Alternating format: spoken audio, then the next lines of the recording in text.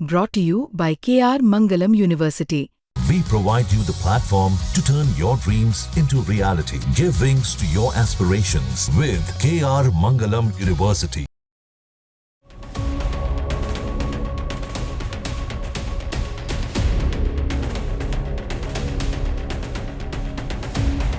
Israel ने Iran पर बड़ा हमला किया है। इजराइल ने ईरान की राजधानी तेहरान में ईरान के सैन्य व परमाणु ठिकानों को निशाना बनाया है। इस हमले में ईरान के कई बड़े अधिकारी, वैज्ञानिक और कमांडर मारे गए हैं। हालांकि ईरान की ओर से भी इस हमले के तुरंत बाद कड़ी प्रतिक्रिया आई है। ईरान के सर्वोच्च नेता आयतुल्लाह अली खामनेई ने कहा कि ज़ायोनिस्ट शासन ने हमारे देश में एक और अपराध किया है और इसका अंजाम उसे बहुत भारी पड़ेगा।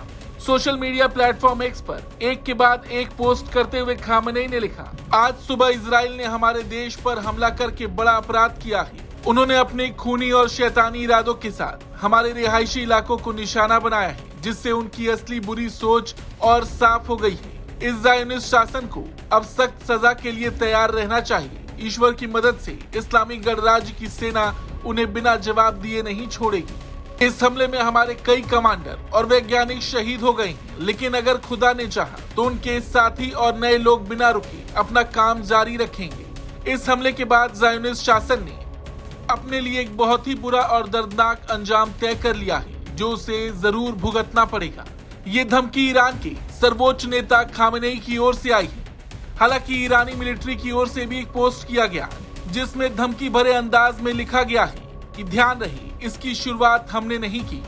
आपको बता दें, ये हमला ईरान की बैलिस्टिक मिसाइल कार्यक्रम, परमाणु वैज्ञानिकों और रिवॉल्यूशनरी गार्ड्स के ठिकानों पर केंद्रित था। इजराइल ने इस हमले को ऑपरेशन राइजिंग लायन नाम दिया है और दावा किया कि उसने ये कार्रवाई ईरान के बढ़ते परमाणु खतरे को रोकने के लिए की है। इजरायली प्रधानमंत्री बेंजामिन नेतन्याहू ने कहा कि ईरान के पास अब इतना यूरेनियम है कि वो कभी भी 9 परमाणु बम बना सकता था, और अगर अभी कार्रवाई नहीं होती तो भविष्य में इसका अंजाम विनाशकारी होता।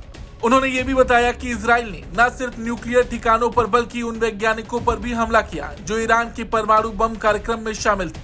आपको बता दें, इजरायली सेना ने हमले के बाद से ही देश में आपातकाल की घोषणा कर दी है और नागरिकों से सतर्क रहने की अपील की है। इजराइल का मानना है कि ईरान किसी भी समय जवाबी मिसाइल या ड्रोन हमला कर सकता है। सभी सीमाओं पर सैनिकों की तैनाती बढ़ा दी गई है।